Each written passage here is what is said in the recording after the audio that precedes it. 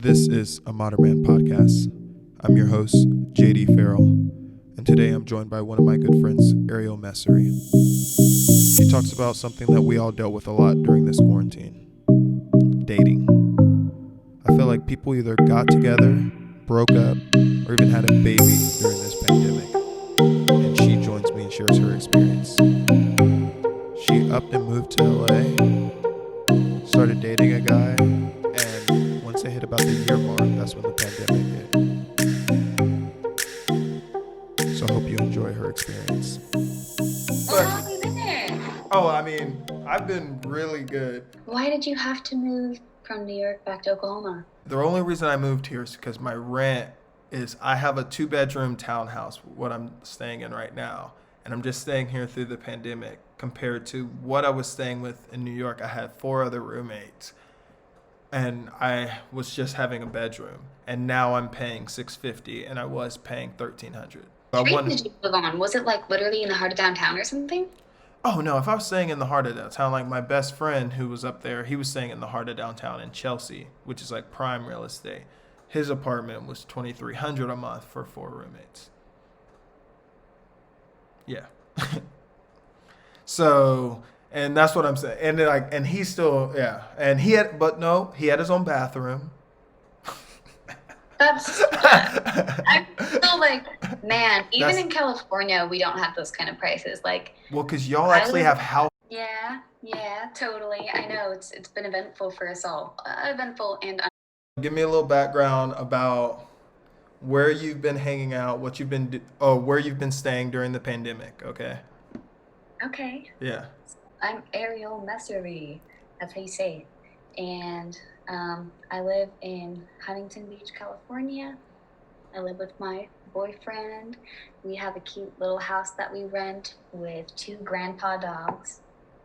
They are Meatball and Rex, and they are like 13 and 14. Rex is the older one, but Meatball, the French bulldog, he's, does all that classic snoring and French bulldog noise stuff. It's cute. And we just have a good time.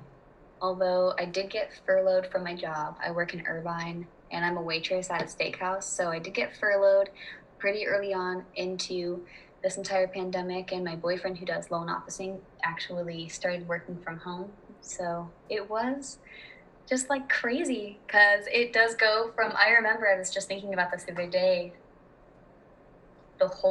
it's starting out at like 3 weeks and then 4 weeks, and everybody realistically, because this is never something that's happened before, that so many of us have never experienced, we Yeah. genuinely were believing all of that right in the very beginning, like, oh, 3 weeks, like, you know what, guys, let's do our duty of making sure we stay home and do the right thing and try and, like, we're not going to whatever, even though it's like like springtime and summertime starting, like, everybody, like, behave yourselves. So it was just crazy because then it suddenly is like, boom, like 3 months has gone by and I still haven't been working. I did gain some weight. I just was trying to I fill can my tell. No, time. I'm just kidding. I'm joking.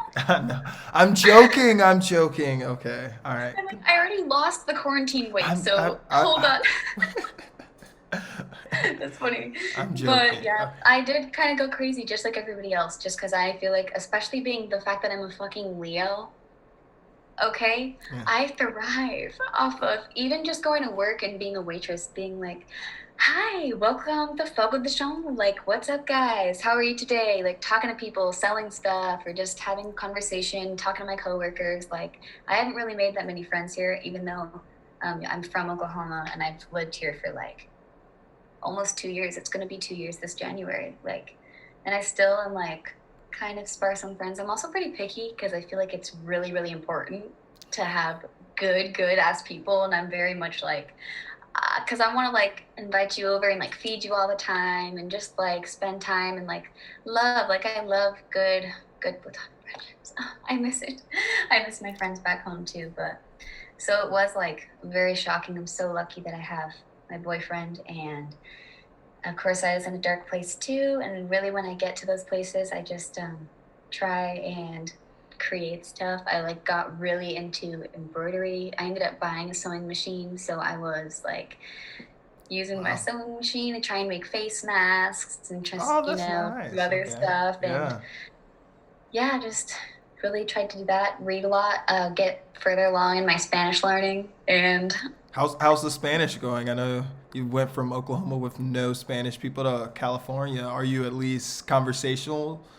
I'm pretty conversational, I'd say, Yeah. and right now I'm just really being able to work on being able to do both informal and formal, so that Okay. way I don't know, that's important to me. So, But I'm so also can you? trying to learn Korean right now as well. Why That's another one I Korean? do. I know there is a huge Asian population in California, but why Korean specifically? Korean specifically because my boyfriend is half Korean, and even though he actually doesn't Okay. speak any Korean, so it's not for him, it's because I'm gonna go meet his mom, and his mom is Wow. from Korea, Yeah. and even though she's lived here for like his whole life, still That's it's like important. really Yeah. cool. Like she still has a really cute thick accent, and we've actually never met. And me and my boyfriend are having our 2-year anniversary coming up soon, so we're gonna fly home, and I'm gonna meet them actually in 14 days. Oh, But wow. So where's home? yeah. Where's home for him? Hmm? Where's home for him? You said fly home. Oh, actually, he's from Chicago, but he the family relocated to Tennessee recently. Okay. So That's where you're his going. mom and his sister with her 2 kids and his husband and his dad lives out there. They all literally relocated, even though they've all lived in Chicago forever. Which is too bad because I'm I'd much rather fucking go to Chicago, but Tennessee's still cool. No, as long as it's like Nashville, you're okay. Right? Yeah. I don't know. I don't know how far they are from the city. I'm whatever, I'm used to it. I am from a red state, but I do like being in such a, blue area. Although I didn't know living in Orange County, it still is a little bit more you have a Republican streak here, which I was Girl, you're I in mean, Orange County. You should know what you're into. That's not LA. well, I mean, bless you. It's just literally, why would I know? I literally visited here one time over the summer. I just turned 18. I visited here and I went to a few house parties in Huntington Beach and just met surfers and skaters. And I was oh my God, everybody that lives here is hippies and so fun. And oh, this is the best place ever. I could totally live here. Look at all these houses. It's not a big scary city everywhere. There's actually real roads and people are nice. It's okay.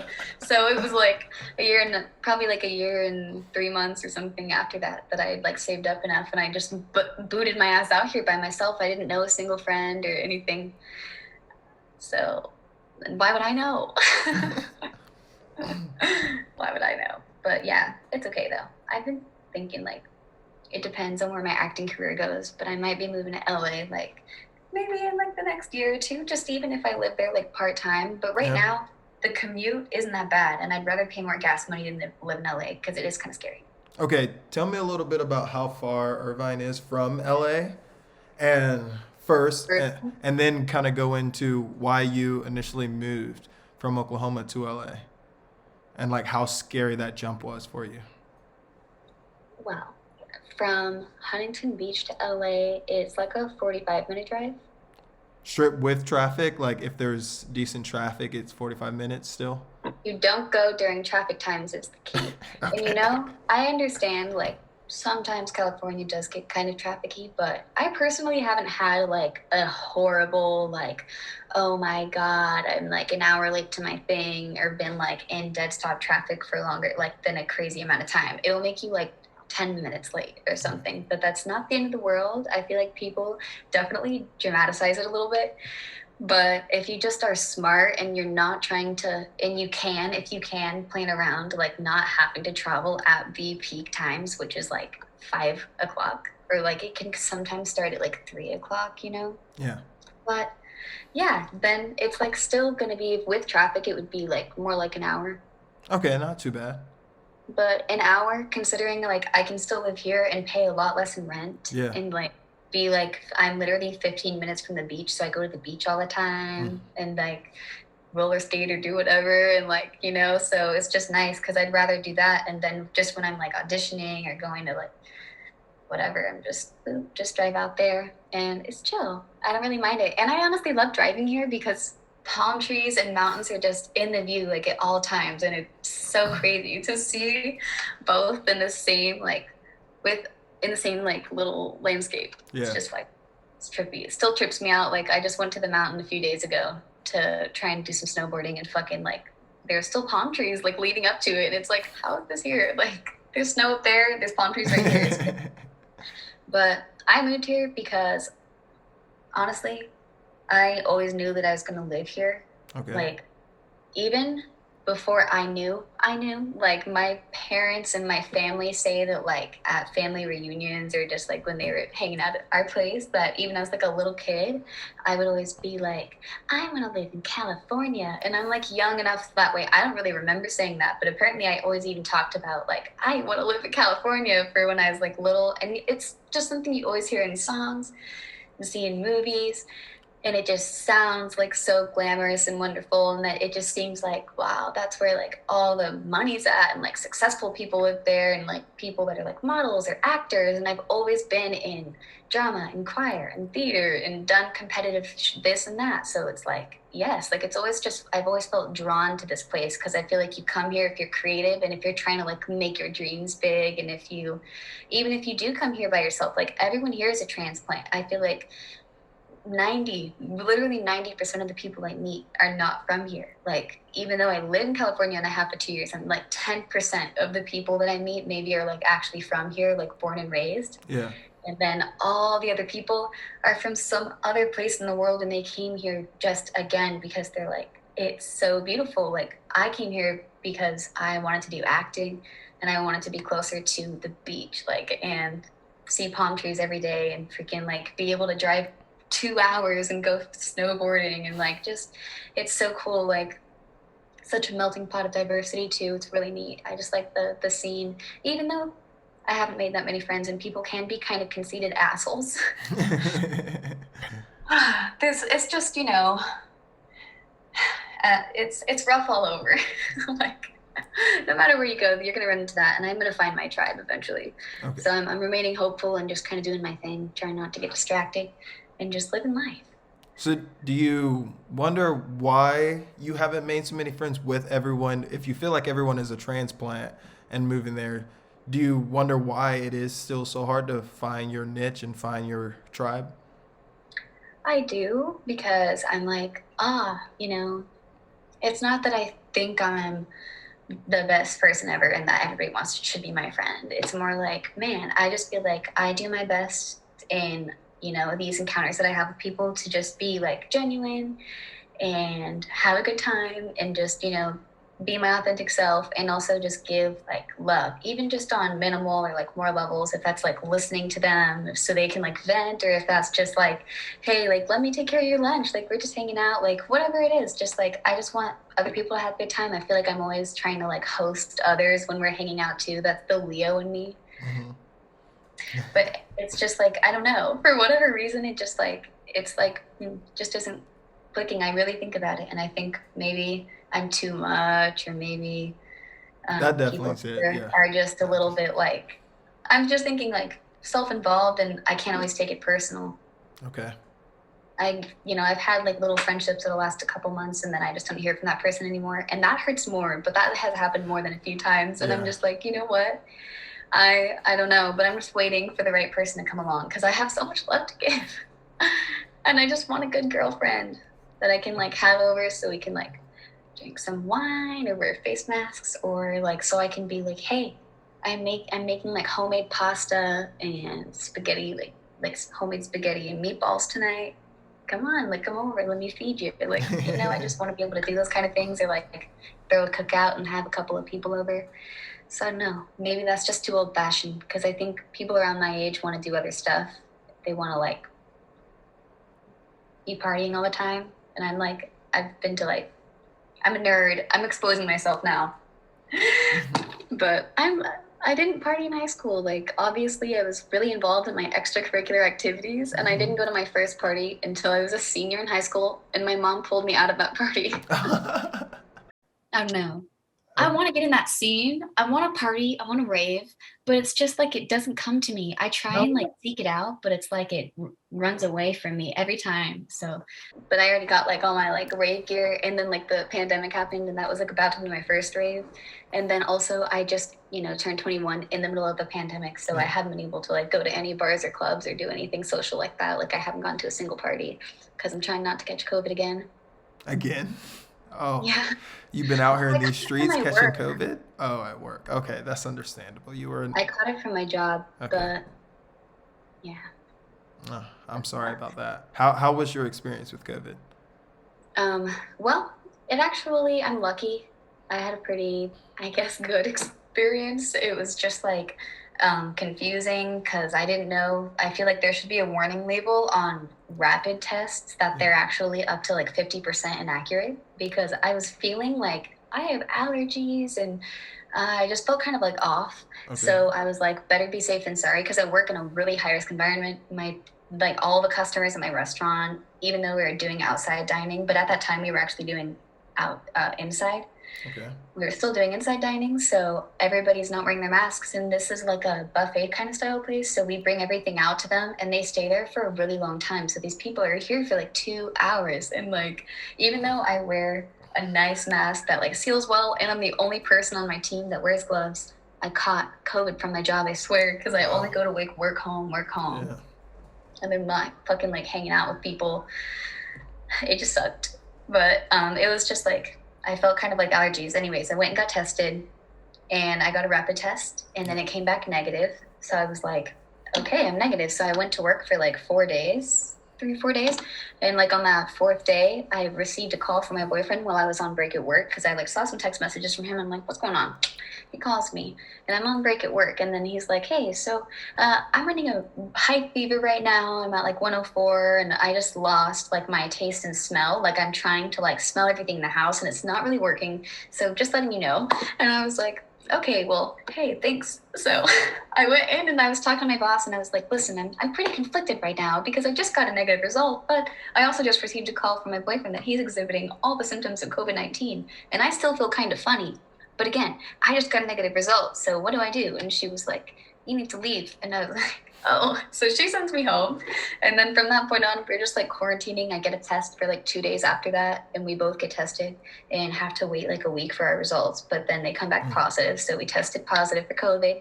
And then I had a test like 4 days after that. So I went back and got tested again because I was trying to get a negative to go right back to work. And then it came back positive again.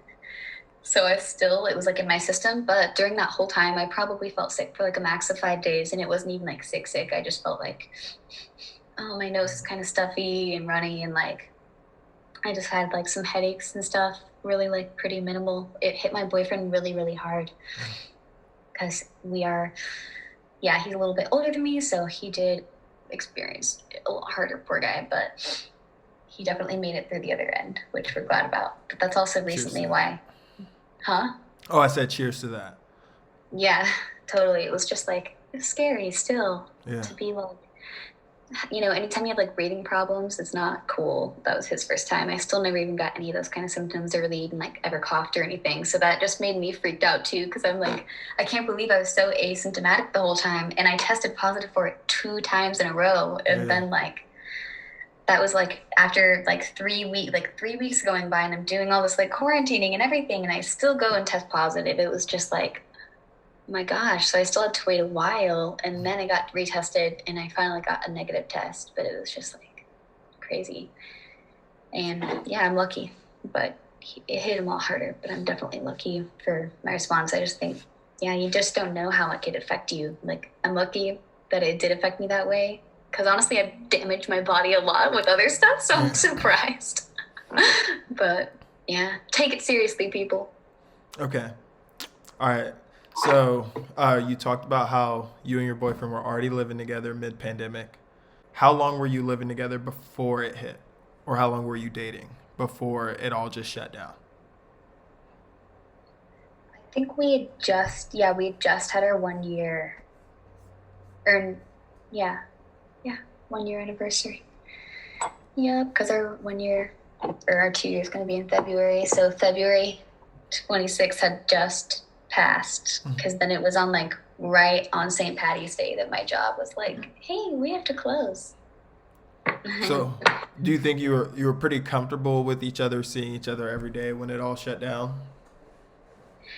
Yes, and I mean, we used to living with each other, although it still was like a next level of I've always been like a full-time worker. I always like have jobs where I'm working like 48 to 58 kind of like hours a week. Yeah. And so I'm always like out of the house a lot. So we just hang out like when I get off work because I always go in and then like just work double after double, especially during this time of year. It is crazy, crazy busy always as a waitress. And I mean, you've done like restaurant jobs, so you know exactly what the fuck I'm talking about. But yeah, it did kind of put some strain on us just to be like together so much, because especially because he works here too. So it was just like sometimes it's hard to have like no privacy, just, but that's like normal, and just kind of feeling like, okay, like you have nothing to talk about for sometimes just because you're like I know how your day is going. You're here. We both make the same thing. Like, Yeah. I'm just trying to think. Yeah, that's when you just start like we did get a dartboard, so we What got is a dartboard. what was the dartboard for? Was it to like plan activities or what? No, Just to play darts? just to play darts, like an Okay. actual like the electric ones that with the soft tips, so like you can play some of those longer games without having to write everything down. Okay. Man, that's so intense. He was like, without having to. I was thinking you did it to like, all right, let's get each other some free time. All right, if I make the bullseye, you have to leave for 5 hours. Like, that's what I thought the dartboard was, like a bullseye to be like, all right, let's mix it up a little bit in the house. Like, let's try something different. That's so funny.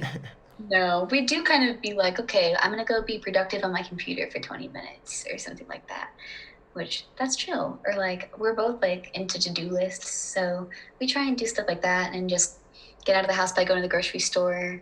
Because that's what I feel like that's the hardest thing is trying to find that specific, because each of you need your alone time, for each of you to regather your thoughts and feelings and like recoup. So I'm like, how do you find that alone time between each other without being an asshole about it? And tell them, I just need to get away from you for like 30 minutes to an hour to kind of just be by myself. How do you do that amidst the pandemic? I'd say the key is just like perhaps not labeling it as so. So it's like for me instead, I'm like, all right, I'm gonna go paint my nails, or like I'm gonna go do my hair or my Okay. makeup or something, and then it's like there we go. So now I just come in here, got my little space, or maybe I'll be like, hey, I'm just gonna practice tarot for a little bit, so he just knows like, okay, just leave me alone for a minute, because Yeah. like I'm actually trying to like get into a whole different zone, and I've got my like different candles lit and stuff, so it's like it's fun because that really gives us definitely that chance to take a breather. And I know he likes it too, because he really loves to be productive and is also just into all about like how can we like advance ourselves, not to Yeah. like a toxic point, like obviously. Yeah, it's not win at all costs. It's how do we be productive and improve, be better than yesterday. Yeah, just like I don't want to look back on my whole day and be like, fuck, I wasted my whole day. Like I at least want to do like a few things that are meaningful. And I Yeah. feel like especially I started growing marijuana again in my closet. So that's been a whole other project. And that's really what I'm good at, is I'm like, if I don't have a job, well, I'm just gonna make like all these other little jobs for myself, and I'm gonna like take on a whole grow and start a winter vegetable garden and get like a whole cooking hobby and learn how to bake better, and then like also get better at tarot and like learn Spanish and like read some books and like just try and like do some shit, so that way I'm not like I just played Floppy Bird all day or something crazy. Can you imagine? Is that like a synonym to Angry Birds? No, Flappy Bird. That's that old game. It got deleted though. Oh, I didn't play many games on my phone. I'm pretty old school with the old smartphone industry. Like, probably the only game I played on my phone is Scramble with Friends. If Oh yeah. that was the name of it. The whole, Oh yeah. the Scrabble We ever game. played Trivia Crack. Not at all. Not that I've really experimented with too many drugs, but I'm usually like I can take it. I can handle it. But just the drugs, guys. Nothing else. Get your minds out of the gutter. I want to know how to say that's what he said or that's what she said in every language. Can you imagine? That was just so funny. 그게 그녀가 말한 것. 그게 교양가 말한가. 말yangas? I don't know. It's Korean. Okay. I love you. Oh, I love you too. I wanted to say hi. He didn't. His camera's showing, but yeah, he's just about to bike to the store, so he was inviting me because I like to ride the motorcycle. It's fun. Oh, I mean, I wanted a motorcycle for the long. Every time I want to get a motorcycle, then everyone's just like, "Don't get a motorcycle, please don't get." And then they want to cry and tell me, "Don't get a motorcycle," and it just talks mad. Really? Yeah, because and the only person in my life who's ever told me to get a motorcycle is my mom, because she's obsessed with dudes who have motorcycles. So she's just like, "Yeah, it's sexy. I love being on a motorcycle." And everyone else is like, "You'll die. Don't get a motorcycle. Don't do it." Like, and it's like, yeah. So yeah. And then it stops me. I guess like it is dangerous, and you really want to get like a license and get some good training before you go out on a motorcycle, and then you don't want to go on highways until you've driven on city streets for a little bit, because you just go so fast on highways and people don't look. Yeah. So I understand, but I just think like you just ease yourself into it. People probably say that because they know that you're about to like hop on the fast road and be like, yeah. So they're like, no, Darnell, you're gonna fucking kill yourself. Like you'll shoot your eye out, Yeah. Like I want a motorcycle Yeah. versus like, if you're like, yeah, like I'm gonna, take some training courses and like actually make sure like you feel comfortable and confident riding, and then you know what kind of bike you want to get. And because they usually like, I think you can buy something like that. I don't know. Everything is out there. So as long as you're not chasing speed, then I have confidence that you will survive. Yeah. So, did you do any different dates that you wouldn't have normally done during the pandemic? Were you creative? Did you create anything new? Yeah, I would say. What were those things? Yeah. We definitely like to make a big blanket for it and pillow area to watch movies, and we'll make like different kinds of popcorn. Okay. And that was things that weren't normally going down pre-pandemic?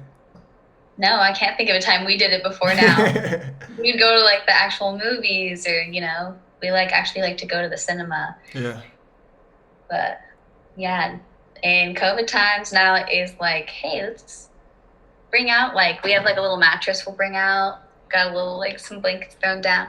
It's fun. We do that. And for Valentine's Day, instead of actually going out to a restaurant, Rich actually surprised me with the whole like fake Italian restaurant. So he like decorated the place and printed out menus. Oh, that's and cute. Like it was really cute. And there was like an appetizer, the main course, and a little like dessert and everything. It was really cute. And he served me up. He was the chef and the waiter, and he'd come out and be like, hello, It was really cute, and I have pictures of the whole thing. So that was really cute. Just we have our little ways of just trying to also keep the romance alive, making sure we have our little competitions. I feel like now we play a lot more board games. I don't know how datey that is, but we didn't play that many board games, but we've acquired now like Monopoly. We have like a whole poker set, we just have 2 different kinds of Uno, our darts. We are all about games. I actually made us a winner necklace. That's our trophy. Oh, wow. A winter necklace. Is it like the winner of the winter games? Like what's the necklace? What do you have to do to win the necklace? You just have to win, but the thing is, the person who has the necklace has to be the one that offers the opportunity for it to be won. So, if it's just been a week and we haven't played any games, and then we're like, hey, do you want to play darts? And he's like, yeah. And then I'm like, I'm kind of feeling lucky. Do you want to try and win the necklace, bitch? And then he's like, oh, it's on. And then we will play we'll have a tournament of darts. We'll just play 2 games of cricket or 3 games if it ends up being a tie, or whatever. But it was fun. Wow, that's cute. So then then whoever wins gets the necklace, and then they hold on to it, and we have it like hung on my side or hung on his side. I won't show it to you this person. Okay, yeah. I wasn't even asking. All right. I felt it Well, was no. I just mean if the audience wants to see, like, sorry. Sorry, can't get it. Is it just our voices that get recorded? No, it's the video. Now I definitely want to see it because now you're like, you can't see it. And now I'm like, wait, what is so intimate about this necklace that I can't see? Oh, we're getting the necklace. Okay, we're getting the necklace. Uh-oh. Uh-oh. Look. It's just originally it was meant for a rave. So because I had a whole candy bead set and I was getting excited for my rave that I was going to be going to, my first rave, I like made a whole bunch of those like candy bracelets to be able to like give out to people. And I made this, but like when I was in the middle of making all these strands, I think it's when the pandemic thing had happened and like the thing closed. So then I was like, well, I have like half of it made. So I just put winner spelled out right here. Okay. And now it's our winner necklace. And it used to be in better shape, but it gets roughed up. It's like way more flat. Now it's like a little bunch of beads. No, you have to wear it for the rest of the pod. Okay, you can't now bring it out and then not. True, and you know what? It is actually on my side anyways, so I am technically the winner right now. All right, I don't want to get too deep, but for the listeners, okay, do y'all wear this during intercourse? Is this like a proud moment where you're just like? It has never happened before, but maybe I should suggest that. Maybe that's just my mind going there, where I'm like, definitely if I won, like I'm going to like state my dominance wearing my winner, because it looks very Native American, very Oklahoma of you with the colors, you know. Feel like you embrace them roots. That makes sense. Yeah. I guess so. I have Native American in me, but not enough that I feel like I would go around claiming it. I'm still one. Like, I don't know of what tribe. I've actually had an ancestor DNA kit sitting in my house, and when I moved cross country, I still brought it with me. I've had it for like 3 years now, and I still have not done it. I was like, the accent, where'd the accent come from? It came out so fluent too. I was like, all right, give me an Irish. Can you give me Irish? Tell me I'm gonna win that pot of gold. Oh man, no. No, you just. I feel like the only thing with accents for me that helps is if like you have an intro phrase or something, like that's what I call it. I don't know if I'm making this up, but it like is something. So it's like, if you could change your fate, would ya? And then you get into your more Irish accent, and it makes it easier for you to talk in a more Irish accent because you honestly just kind of take on the same, I don't know, tonal variances in this sentence that you first said. that was good. You warmed into it. That was good. Just like my best effort. I don't know. I don't actually ever try and practice Irish accents. It took you like a while to get comfortable, but once you finally were getting comfortable talking, it was like, it was feeling, you were doing good, but you were scared at first. Like, if you're scared at it, like, no one's good at it. You just gotta commit. Yeah. You're right. Like, tell me what the Russian are the Russians gonna take over the land and be the greatest? Is the Soviet Union gonna come back? I'm asking you, Ariel. So, I feel. Give me the drug money, you stupid slut, is my favorite way to get inside of a Russian accent, okay? Because I just love it, and you always picture the most badass Russian bitch that, is involved in the crazy.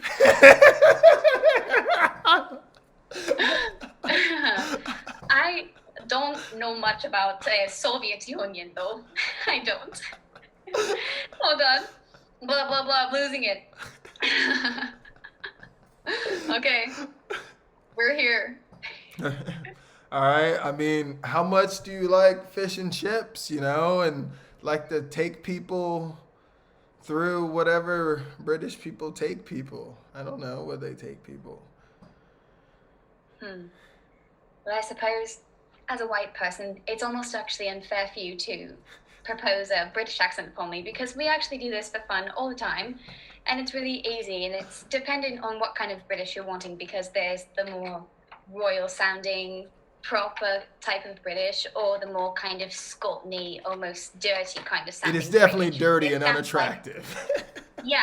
Yeah. It's so you can get kind of nasty country with your British accent, or you can make it more gentle and like, oh, I'm actually a princess from England, whatever, it's silly. But I think that one's probably the most like easy and fluent one. And then probably if I practice it more, I feel I can do the Russian accent quite easily if I just practice it more. I used to do that one all the time, and I less so do it now. Okay, can you do my favorite accent, which is the most superior and obviously reigns supreme, the most beautiful women in the world, the French? Because when a French woman talks, I can just, like my trip to, like when French women talk, I just sit there and let them say they will eat shit out of a donkey's ass, and it sounds like the most beautiful thing I've ever heard. I actually don't. I've never tried to do a French accent, and I have to try it right now. Yeah, you have to. Okay. I guess when I no when I think of the Paris accent, is I think of pass me the baguette or something like that. It's very, just very, it's hard to explain. I don't, it's hard for me to find the words really to describe in, your language. You're good. Okay, but I was able to stutter my way through that. Yeah, that's what I was like. I didn't know if the stutter was on purpose or if it was like gimmicky. But yes, the French people, they always do the stutter. Yeah. They always do that when they're trying to talk. I just only actually had and I think that's the best way to pick up accents is just listening to people. Obviously, I used to have a regular when I was a Hooters girl, and his name was Francois. Mm-hmm. And he would try and talk to me, but it was really, really so thick, such a thick accent. It was so hard to understand him, and he would actually even kind of get rude because he's like, "You can't understand me," and I'm like, "Dude, I'm sorry, but what the fuck are you trying to say?" I'm trying to listen to your story, but was I supposed to laugh? Oh, sorry, I couldn't understand what you're saying. Do you think this let you really find the one, or really know exactly what you want, or you don't know what you want? Kind of throughout this experience, did it influence how you feel about dating at all? Or is it just kind of wasn't too much different, maybe had to do some different activities, but at the end of the day it's kind of I'm still the same person, I guess it does make me feel a little different. It does make you open your eyes to how much you miss being able to go out and have those different special romantic dates, but it also brings a certain kind of closeness to get through something like this, and makes it fun to get creative with the other person and still figure out ways to make it work, so that way both parties are feeling good and happy, So Yeah. I feel like you've always felt that, so you don't think any of that has really changed, or? Well, I suppose not really.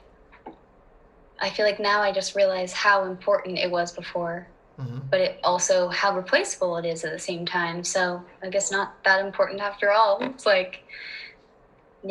just when you're with the right person, it's fun no matter what you're doing or where you are, or if you're just going on a date on the beach with a blanket and a basket, even those kind of things are still highly enjoyable.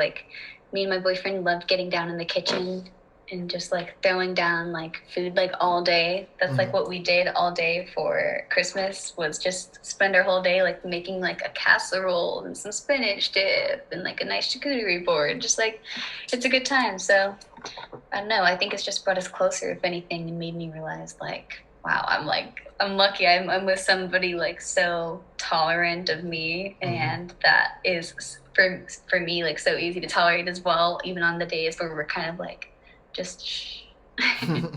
You know, Yeah. Okay. which are still pretty rare. I'm lucky. We haven't gotten in like an actual like scream match or argument really before, which is like trippy because we have been together for a minute. We Wow. just like are Almost very 2 much so years. like, hey, I need to talk to you, Yeah. you know, and it just, that's really how far it gets. And then it's like, okay. No, I definitely learned the biggest thing in any relationship is communication. If you can learn to communicate your feelings with someone, at the end of the day, that's what's going to make a relationship work, because people have been together for 15, 20 plus years and they don't know how to communicate their feelings to someone. And I'm like, how can you sleep next to one, do all these things, have kids with someone, and not communicate your feelings with someone? So if you have Yeah. that down, that's genuinely the most important part. I think that was the rule number one we agreed upon getting into this, is like, you just have to talk to me and I just have to talk to you, because it's like everybody's natural instinct is to totally shut down, but that does nothing, gives you nothing, goes nowhere, and you don't learn to grow from that in any way. So All next right. question. No, all right. I want you to leave the listeners with this. All right. Tell them a little bit. What are your love languages you like to receive? How do you receive love? And how do you like to give your love? Ooh, good one. You know, do you know what the love languages are? Yes, the 5 love languages. What are they? Love languages is touch, whether affection, however you like to, your sense, quality time, words of affirmation, acts of kindness, and gifts. Did I say gifts? No, I don't think you did. So gifts might be the last one. All right, gifts. Gifts. Well, And there's different ones on different levels. So you can have multiple ways you like to receive and multiple ways you like to give. yeah. I mean, I guess for me, my number one would be quality time. And then like right next to it, if not on the same level, would just be touch, which I just think is like affection and hugs and like PDA when you guys are like, you know, just it's not like Oh no, standing yeah. in line Yeah. or just like, yeah, I don't know, those kind of things. And I'd say that's my favorite way to receive love, would be those two things, like quality time. If it's like, yeah, you know, hey, let's do this activity and it's just me and you, like, Yeah. we both are really good about like not having our phones out and just like being really in the moment. And I'd say my favorite way to give would be like also touch, words of affirmation. I really believe in, even if I don't receive them all the time, that's fine. It's more like I like to just be very like outwardly showering with it, and that's like in my relationship, but also just through like all my relationships, like with my friends and stuff. I just want to be like your biggest cheerleader and supporter. And yeah, I'd say those are probably my top 2 ways that I give love. Yeah. All right. I admit I didn't know how much I cared about words of affirmation during the pandemic, till especially, and then if you're talking to someone long distance and not understanding, like, wow, I didn't know how much the words you say really are affect, because you think like, oh, for you to love me, I need you to like touch me and hold me and feel, but like your words do carry a little bit of weight. They do.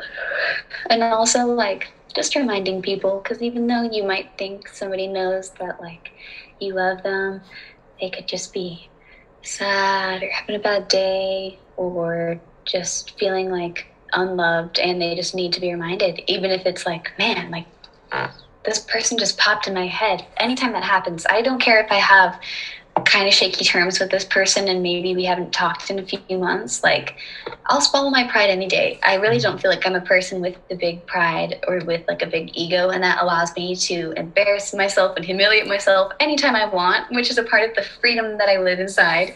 And it applies as well to just, hey, if like I had a dream about this person or whatever it is, like I'll reach out to them and be like, hey, I'm thinking about you and I hope you're doing good, and like you are loved from afar still, like I don't care, I'm still loving you, bitch. So yeah, totally absolutely. Words of affirmation are important.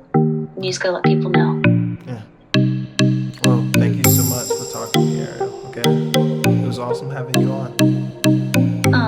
Thank you for having me. This was really nice. I hope you edit a lot of that out.